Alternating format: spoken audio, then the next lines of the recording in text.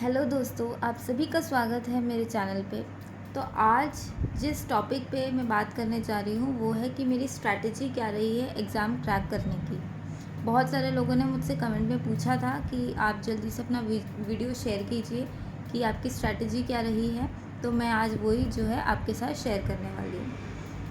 तो अगर मैं शुरू करूँ तो मैं आपको ये बोलूँगी कि अगर आप यूट्यूब पे सर्च करोगे कि किसी की कोई भी बैंकर की स्ट्रैटेजी क्या रही है एग्ज़ाम क्रैक करने की, तो ऑलमोस्ट सबकी स्ट्रैटेजी मोर और लेस सिमिलर रहती है।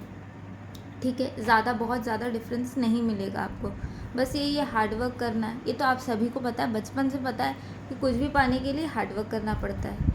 बैंकर बनने के लिए, बैंक एग्ज़ाम क्लियर करने के लिए भी हार्ड वर्क करना पड़ता है। सिमिलर चीज़ें हैं, थोड़ा बहुत स्ट्रैटेजी चेंज हो सकता है। तो आप सभी लोग ने पूछा है तो मैं अपनी स्ट्रैटेजी आपको बताऊंगी। और दूसरी बात ये कि इस एग्ज़ाम को क्रैक करने के लिए मेरा मानना है कि हार्ड वर्क के साथ आपका लक भी बहुत होना चाहिए। मतलब आप कई बार ऐसा होता है कि आप 0.25 मार्क्स से रह जाते हैं। आपसे जितने भी लोग अभी मेरा वीडियो देख रहे हैं उनमें से भी बहुत सारे लोग ऐसे रहे होंगे जो 0.25 इतने नंबर से रह गए होंगे। तो इसमें लक भी बहुत साथ देता है। बट अगर आप मेहनत करते रहेंगे तो लक भी झक मार के आपके पीछे आ ही जाएगी। ठीक है, तो चलिए शुरुआत करते हैं। मैं अपना सब्जेक्ट वाइज अपनी स्ट्रैटेजीज आपको बताऊंगी। सबसे पहले मैं इंग्लिश से शुरू करती हूँ। ठीक है, तो इंग्लिश के लिए मैं आपको बता दूं कि इंग्लिश मेरा हमेशा से थोड़ा सही रहा है, स्ट्रॉन्ग रहा है। मतलब मुझे इतना बहुत ज़्यादा मेहनत करने की इंग्लिश में नहीं पड़ी है ज़रूरत। जैसे आप में से बहुत सारे लोग ऐसे होंगे जो हिंदी मीडियम से पढ़े होंगे या इंग्लिश मीडियम से भी पढ़े होंगे, बट इंग्लिश में उनको दिक्कत आती होगी। तो उन लोगों के लिए यही मैं सजेस्ट करूँगी कि आपको डेली रीडिंग करना पड़ेगा, डेली। और जितने भी उसमें से वर्ड्स होंगे, वोकैबुलरी होगा, उसको आपको स्ट्रॉन्ग करना पड़ेगा। पहली चीज़ ये। दूसरी चीज़ ये कि अगर आपको ऐसा लग रहा है कि आपको करने का बहुत ज़्यादा मन नहीं कर रहा है, वैसे आपको हमेशा करना है, बट किसी दिन अगर मूड नहीं कर रहा है तो आप यूट्यूब पे एडिटोरियल्स देख सकते हैं, उसके वर्ड्स को याद कर सकते हैं। ठीक है, इस तरीके से आप जो बात कर सकते हैं। ठीक है, और इंग्लिश में सबसे ज़्यादा इम्पॉर्टेंट जो मुझे लगता है वो है एरर डिटेक्शन। ठीक है, क्योंकि एरर डिटेक्शन बोथ प्रीलिम्स में और मेंस में दोनों में ही बहुत इम्पॉर्टेंट रोल प्ले करता है। ठीक है, अगर आपका स्ट्रॉन्ग है तो आपको मार्क्स दिला भी सकता है, और अगर आपका एरर डिटेक्शन वीक है तो आपके बहुत सारे नेगेटिव मार्क्स इसमें चले जाएंगे, नेगेटिव मार्किंग आपकी इसमें हो जाएगी। तो आपको एडिटोरियल और एरर डिटेक्शन, ये दोनों चीज़ों पे बहुत ज़्यादा वर्क करना है। ठीक है, जिनको इंग्लिश आती है, जिनका स्ट्रॉन्ग है, उनको भी मैं कहना चाहूँगी कि आपको जो है एरर डिटेक्शन पे बहुत ज़्यादा ध्यान देना है। ठीक है, उस पर बिल्कुल भी बहुत ज़्यादा मतलब कॉन्फिडेंस नहीं रखना चाहिए, मतलब ओवर कॉन्फिडेंस, क्योंकि उसकी प्रैक्टिस आपको करनी ही है, चाहे कितना भी स्ट्रॉन्ग आपका इंग्लिश हो। ठीक है, तो सबसे पहले आपको एडिटोरियल पढ़ना है, एरर डिटेक्शन के वीडियोस देखने हैं। ठीक है, और अगर आप एकदम इंग्लिश में पुअर हैं या एवरेज हैं तो मैं कहूँगी कि कोई भी आप एक पेड बैच ले लीजिए और लाइन से जो है पूरा जो है उसका आप वीडियोस देखिए। ठीक है, मैंने जब तैयारी करी थी तो शुरू में तो मैं यूट्यूब से ही पढ़ती थी, मतलब सारे यूट्यूब के वीडियो से ही मैं पढ़ती थी, इंग्लिश भी सारी चीज़ें। उसके बाद एक दो बार ऐसा हुआ कि मेरा प्री तो निकल जाता था, मेंस नहीं निकलता था। एक या दो बार ऐसा हुआ, तो मुझे समझ में आ गया कि मुझे पूरा शेड्यूल के साथ पढ़ने की ज़रूरत है, पूरे एक सिस्टमैटिक वे में, टॉपिक वाइज। ठीक है, क्योंकि यूट्यूब में आप कहीं भी देख लो, यूट्यूब में कोई भी सिस्टमैटिक वे में पूरा ऑर्डर में कहीं वीडियोस मिल जाए ये मुश्किल है। तो पूरा एक ऑर्डर वाइज मैंने उसके लिए क्या किया था, मैंने पेड क्लास ज्वाइन किया था, अड्डा का मैंने ज्वाइन किया था, और एक सुमित सर है मैथ्स के लिए, उनका भी मैंने ज्वाइन किया था। ये दो मैंने पेड क्लासेस लिए थे और उनसे पढ़ाई करी थी। ठीक है, तो इससे क्या हुआ, इससे बस ये हुआ कि सारी चीज़ें सिस्टमैटिक वे में जो है पढ़ने को मिल गई, तो हर एक टॉपिक मेरा कवर हो गया। ठीक है, इंग्लिश के लिए मैंने ये किया था। ठीक है, इंग्लिश का आधा होने के बाद फिर सारे मैंने मॉक्स लगाए थे।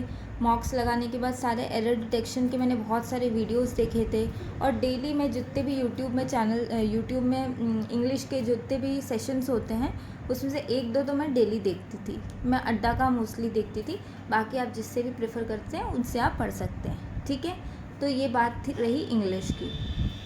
सेकंड आता है मैथ्स, ठीक है। मैथ्स का मैं ये आपको सजेस्ट करूँगी कि मेरा जो मैथ्स था, मेरा मैथ्स ठीक ठाक था, अच्छा भी था कह सकते हैं, बट स्टिल ये जो बैंक एग्ज़ाम के लिए जो स्पीड चाहिए उस हिसाब से मेरी स्पीड उतनी ज़्यादा नहीं थी, ठीक है। तो मेरा जो ओवरऑल जो बैंकिंग में जो भी सिलेबस है उसमें मेरा स्ट्रॉन्ग इंग्लिश और रीजनिंग था, मैथ्स उतना स्ट्रॉन्ग नहीं था। बट स्टिल अगर आपका स्ट्रॉन्ग नहीं है तो भी आपको एक डिसेंट मार्क्स तो लाने पड़ेंगे। अगर मतलब आप 35 मार्क्स का आता है प्रीलिम्स में तो 25 से 30 के बीच में रेंजिंग होना चाहिए आपके मार्क्स, इतना तो आपको करना ही पड़ेगा। तो उसके लिए भी आप यूट्यूब से पढ़िए, यूट्यूब से पढ़ने के बाद आप सेल्फ स्टडी कीजिए। सेल्फ स्टडी से आप जितने प्रैक्टिस कर सकते हैं क्वेश्चन, जितना प्रैक्टिस कर सकते हैं आप उतना कीजिए, ठीक है। और अगर आप पेड क्लास लेना चाहते हैं तो वो भी आप ले सकते हैं, आपकी मर्ज़ी आपको लेना है कि नहीं लेना है। मैंने तो देखो लिया था, ठीक है। आपकी मर्ज़ी, आपको लेना है तो आप ले सकते हैं, अदरवाइज़ यूट्यूब में बहुत सारे वीडियोस हैं जिनसे आप अपना काम चला सकते हैं और पढ़ाई कर सकते हैं, ठीक है। उसके बाद आता है आपका रीजनिंग। रीजनिंग के लिए मैंने जो है अगेन मैंने उसके लिए बुक्स लिए थे। बुक्स लेने के बाद मैंने उनसे प्रैक्टिस किया था। सबसे पहले मैंने बेसिक्स क्लियर कर लिए थे। बेसिक्स क्लियर करने के बाद जो है मैंने बुक से प्रैक्टिस करना शुरू किया था और यूट्यूब के सेशन भी मैं रोज़ डेली ही देखती थी, ठीक है। ठीक है, अब बात रही पढ़ने का, तो मैंने बता दिया आपको इंग्लिश में क्या करना है, मैथ्स में क्या करना है, रीजनिंग में क्या करना है। मैंने जब पहले 1-2 अटेम्प्ट जब दिए थे एग्ज़ाम के, तब मैंने यूट्यूब से ही पढ़ा था सारी चीज़ें। मैं आपको क्लियरली बता दूं, तब ना मैंने बुक्स ख़रीदी थी ना मैंने कुछ करा था, सिर्फ मैं यूट्यूब से पढ़ती थी सारी चीज़ें। तो मेरा ये था कि मेरे को सारे टॉपिक के बारे में थोड़ा थोड़ा नॉलेज तो था ही, ठीक है। उसको बस अच्छे से ब्रशअप करने के लिए, उसको बहुत अच्छे से एक बार सिस्टमेटिक वे में पढ़ने के लिए मैंने पेड बैच ज्वाइन किया था। बट आई वुड सजेस्ट, अगर आप अभी से तैयारी कर रहे हो और जल्दी से सिलेक्शन लेना चाहते हैं तो पेड बैच अगर आप ले लेंगे तो बस ये फ़ायदा है कि उसमें सिस्टमेटिक वे में पढ़ाई हो जाती है, बाकी आपकी मर्ज़ी, ठीक है। अब मैं आती हूँ सबसे ज़्यादा इम्पॉर्टेंट चीज़ कि आपको एग्ज़ाम को अटेम्प्ट कैसे करना है, ठीक है। वो भी बहुत ज़्यादा इम्पॉर्टेंट रोल प्ले करता है एग्ज़ाम को क्रैक करने के लिए। इंग्लिश में मैंने ये किया कि सबसे पहले मैं पूरे क्वेश्चंस को एक बार देख लेती थी। अगर नहीं देखना तो भी कोई मर्ज़ी नहीं, आपकी मर्ज़ी, आप मत देखो, ठीक है। बट अगर आप जैसे ही आपने खोला, जैसे ही स्टार्ट हुआ आपका इंग्लिश का पेपर, और अगर आपको पहला रीडिंग कॉम्प्रिहेंशन दिखता है तो आई वुड सजेस्ट कि आप उसको स्किप कर दो उस समय के लिए। रीडिंग कॉम्प्रिहेंशन में आप उसको पहले अटेम्प्ट मत कीजिए, ठीक है। बाकी जितने भी क्वेश्चन हैं बाकी आप सारा अटेम्प्ट कर लीजिए, ठीक है। और एरर डिटेक्शन में अगर आपको डाउट लग रहा है तो आप उसको अटेम्प्ट मत करो, ठीक है। तुक्का मत मारिए बिल्कुल भी, एरर डिटेक्शन में खासकर गलती होने के बहुत ज़्यादा चांसेस होते हैं। इसलिए अगर आप कंफर्म हैं, ठीक है, और अगर आप 95% भी अगर श्योर है तो ही अटेम्प्ट कीजिए, वरना आप उसको स्किप करिए, ठीक है। उसके बाद सारी चीज़ें आप एक बार अटेम्प्ट कर लीजिए। उसके बाद जो है आप रीडिंग कॉम्प्रिहेंशन में आइए, ठीक है। रीडिंग कॉम्प्रिहेंशन के लिए कुछ लोग बोलते हैं कि सबसे पहले आप क्वेश्चन सारे पढ़ लीजिए एक बार, उसके बाद आप रीडिंग करिए और फिर वहाँ से जाके पिक करिए। पर मैं ऐसा करती थी कि मैं पूरा पैसेज पहले पढ़ती थी फिर मैं क्वेश्चंस में जाती थी। तो आप दोनों तरीके से कर सकते हैं। तो आपको पता कैसे चलेगा कि आपके लिए क्या बेस्ट है, तो उसका यही है कि आपको मॉक्स देने पड़ेंगे, ज़्यादा से ज़्यादा मॉक्स दीजिए। उसमें एक बार आप ऐसा करिए कि रीडिंग कॉम्प्रिहेंशन में पहले क्वेश्चंस पढ़िए, फिर आप कॉम्प्रिहेंशन को रीड करिए, उसके बाद आप आंसर करिए। एक बार मॉक में आप ऐसा करिए, दूसरे बार मॉक में आप ऐसा करिए कि पहले आप रीडिंग कीजिए फिर क्वेश्चंस को अटेम्प्ट कीजिए। तो आप किस में कंफर्टेबल है आप उस तरीके से देख सकते हैं। आप जिसमें भी कंफर्टेबल हो, जिसमें आपको कम टाइम लग रहा है, वो आप प्रेफर कीजिए, ठीक है। तो वो आपके ऊपर डिपेंड करता है कि आपको कैसे करना है। बट सबसे पहले जब क्वेश्चन पेपर आता है, स्क्रीन पर आता है, तो आप रीडिंग कॉम्प्रिहेंशन को सबसे पहले अटेम्प्ट ना करें तो आप फ़ायदे में रहेंगे, ठीक है। इंग्लिश के लिए ये हो गया। सेकंड आता है आपका मैथ्स। मैथ्स के लिए सबसे पहले आपको स्पीड मैथ्स जो है, जिसमें आपका सिंप्लीफिकेशन, अप्रॉक्सीमेशन, इनइक्वालिटी और ये नंबर सीरीज़, ये सारे टॉपिक्स आते हैं, उनको आप पहले कवर कर लीजिए, ठीक है। उसमें भी सिंप्लीफिकेशन को आप सबसे पहले रखिए, ठीक है। क्वाड्रेटिक को इनइक्वालिटी तो रीजनिंग में आता है।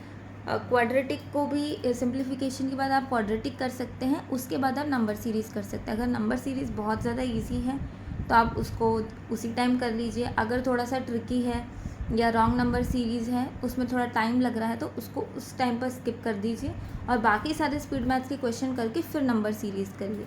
नंबर सीरीज़ करने के बाद आई वुड सजेस्ट कि आप DI कीजिए, ठीक है। DI करिए, क्योंकि प्रीलिम्स में DI बहुत ज़्यादा कठिन नहीं आता है, तो आप उसको अटेम्प्ट कर सकते हैं। क्योंकि अगर आपने एक भी DI बना लिया तो सीधे 5 नंबर आपको मिल जाएंगे, ठीक है। तो वो ज़्यादा अच्छा रादर देन आप अरिथमेटिक में जाइए। अरिथमेटिक में और थोड़ा टाइम लगता है, तो आप एक DI पहले अटेम्प्ट कर लीजिए। स्पीड मैथ्स DI हो गया, उसके बाद आप अरिथमेटिक में जाइए।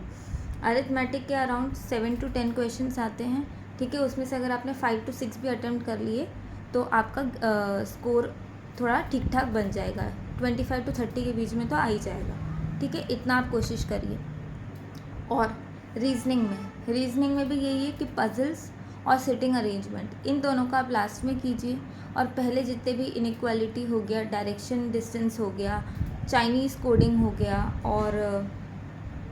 और जितने भी स्पीड मैथ मतलब मिसलेनियस क्वेश्चंस है, आप उनको पहले अटेम्प्ट कीजिए, फिर पजल्स में जाइए, ठीक है। मोस्टली 3 पजल्स आते हैं, मतलब पजल और sitting arrangement, 2 puzzle 1 sitting arrangement, 1 sitting arrangement 2 puzzle, इस तरीके से आता है। तो मोस्टली 3 आते हैं, जिसमें 2 आराम से बन जाते हैं और 1 थोड़ा सा ट्रिकी आता है हमेशा।